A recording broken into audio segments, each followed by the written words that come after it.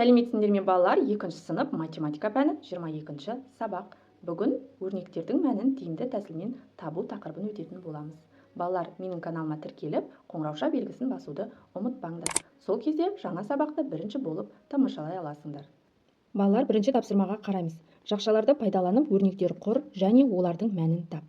Асы 42-ге 27 мен 13 сандарының қосындысын қосу. 42-ге 27 мен 13 сандарының қосындысын қосу. Бірінші жақша іші орындалады. 27 қосылған 13. 27-ге 13-ті қоссақ 40, 42-ге 40-ті қоссақ 82. Әсі 23 пен 47 сандарының қосындысына 20-ны қосу. 23 пен 27 сандарының қосындысына 20-ны қосу. 23-ке 47-ні қоссақ 70, 70-ке 20-ны қоссақ 90. Б-сы 12-ге 78 пен 68 сандарының айырмасын қосу.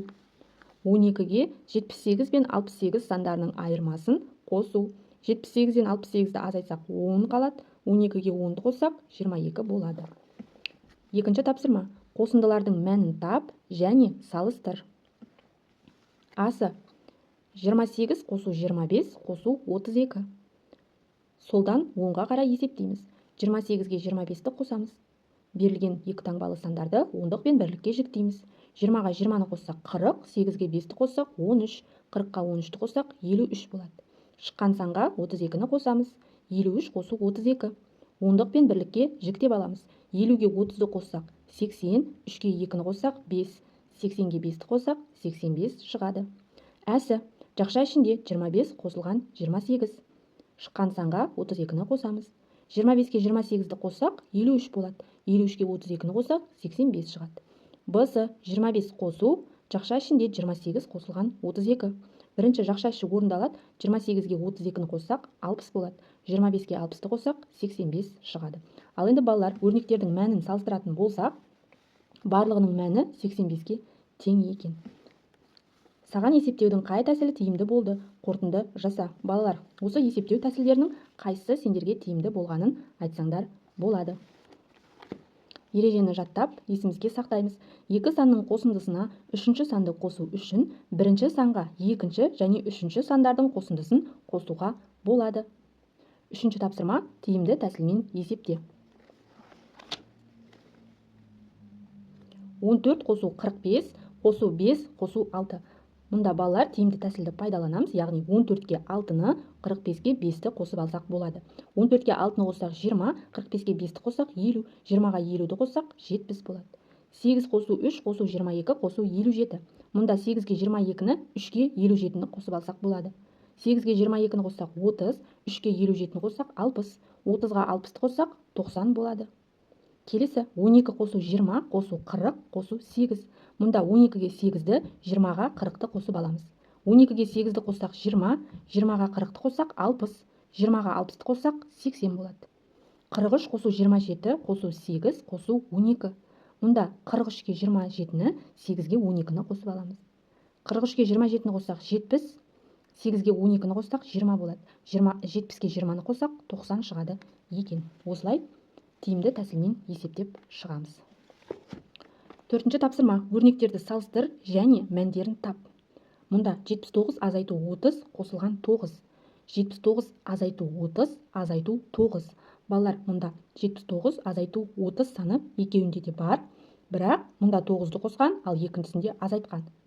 Демек, 9-ды қосқан жағы артық болып тұр. Ал енді мәндерін тауып көрейік.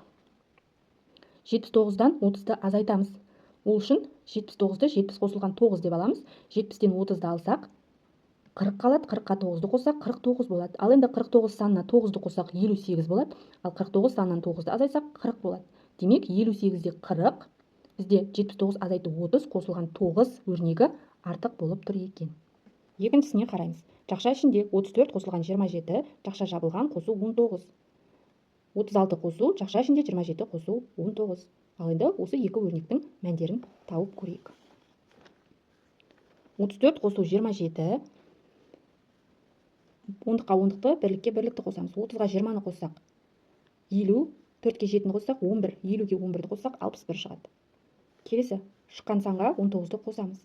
60-ға 10-ды қоссақ 70, 1-ге 9-ды қоссақ 10, 70-ге 10-ды қоссақ 80 болады. Демек, бірінші өрнегіміздің мәні 80-ге тең екен. Келесі бірінші жақшайшы орындалады. 27-ге 19-ды қосамыз. 10-ға 10-ды, бірлікке бірлікті қосамыз. 20-ға 10-ды қоссақ 30, 7-ге 9-ды қоссақ 16, 30-ға 16-ны қоссақ 46. Ал енді 36-ға шыққан санды қосамыз. 36 қосу 46. 10-ға 10-ды, бірлікке бірлікті қосамыз. 30-ға 40-ты қоссақ 70, алдыға 6-ны қоссақ 12, 70-ге 12-ні қоссақ 82. Демек, екінші өрнектің мәні 82-ге тең екен. Демек, 36 қосу жақша ішінде 27 қосылған 19 өрнегі артық болып тұр екен. Ал енді үшінші өрнекке қараймыз. 52 азайту 16 қосу 9. 53 азайту 16 азайту 9. Өрнектерінің мәнін тауып, салыстырып көрейік. 52-ден 16-ны азайтамыз. 10-дан 10-ды, бірліктен бірлікті азайтамыз. 40-дан 10-ды алсақ 30, 12-ден 6-ны азайтсақ 6 қалады. 30-ға 6-ны қоссақ 36 шығады. Шыққан санға 9-ды қосамыз. 36-ға 9-ды қоссақ 45 шығады. Келесі өрнектің мәнін табамыз. 53-ден 16-ны азайтамыз. 10-дан 10-ды бірліктен бірлікті азайтамыз. 40-дан 10-ды алсақ 30, 13-ден 6-ны алсақ 7, 30-ға 7-ні қоссақ 37 шығады. Ал енді шыққан саннан 9-ды азайтамыз. 37 азайту 9. 9-ды 7 қосу 2 деп бөліп аламыз. 37-ден 7-ні азайтсақ 30, одан 2-ні азайтатын болсақ 28 қалады. Демек, бірінші өрнек 45-ге, ал екінші өрнегіміз 28-ге тең екен. Сонда 52 азайту 12 қосылған 9 өрнегі артық болып тұр екен. 5-ші тапсырмаға қараймыз. Асы теңдеулерді салыстыр және шеш. X қосылған 7 тең 27. 27 азайту x тең 7. Мұндағы теңдеулер бір-біріне кері теңдеулер болып табылады. Ал енді олардың мәнін тауып көрейік.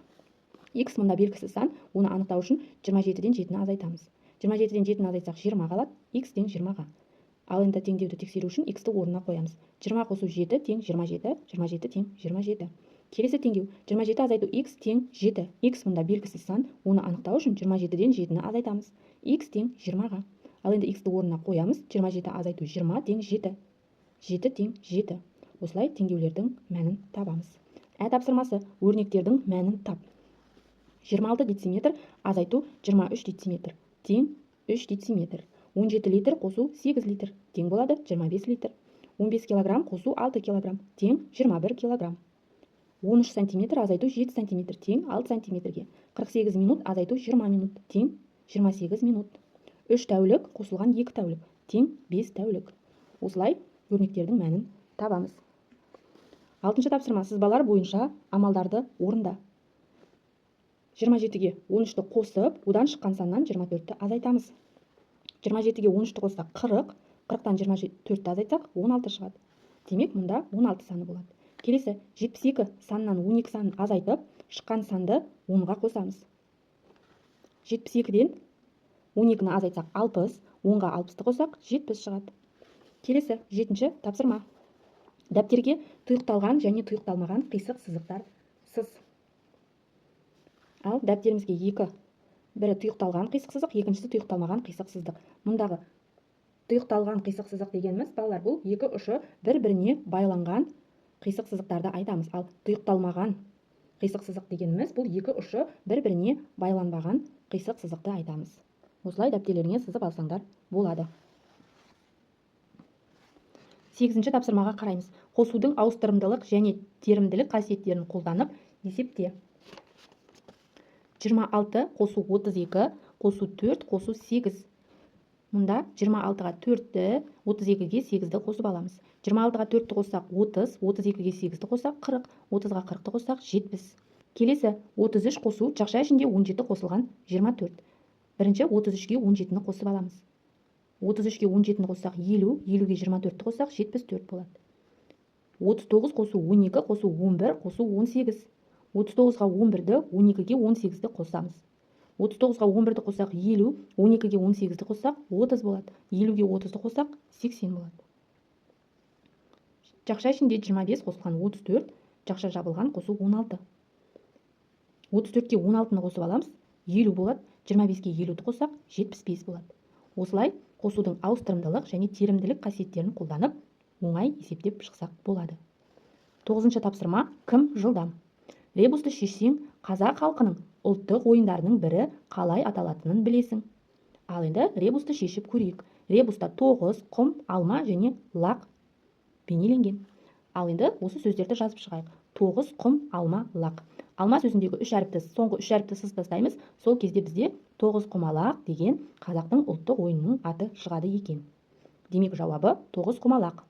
9 құмалақ қазақтың ұлттық ойындарының бірі. Ол ақыл ойды дамытатын, ми қызметін жетілдіретін ойын. Балалар, осымен бүгінгі біздің сабағымыз аяқталды. Барлық тапсырмалар сендерге түсінікті болды деген ойдамын. Келесі жаңа сабақта кездескенше сау болыңдар.